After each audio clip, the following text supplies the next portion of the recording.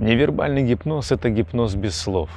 Поэтому самый страшный ответ для обидчика – это не громкие слова, не грозное выражение лица или не физическая сила, а это ваше молчание.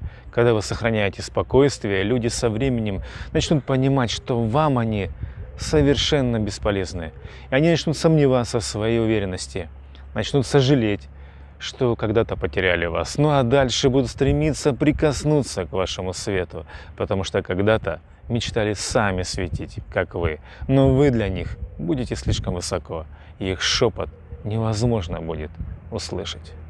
Вот для этого не нужно лишних слов, не нужно уговоров, разговоров, переговоров, каких-то унижений. То есть тишина и спокойствие. Не надо никому ничего доказывать и объяснять.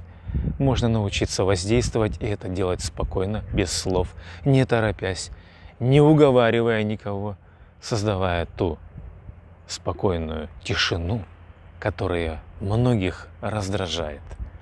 Но они ничего с этим не могут поделать, потому что, спровоцировав вас на неадекватный ответ, они добиваются того, чего хотят. Не позволяйте им это делать. Научитесь воздействовать без слов, и вам не придется никому ничего доказывать.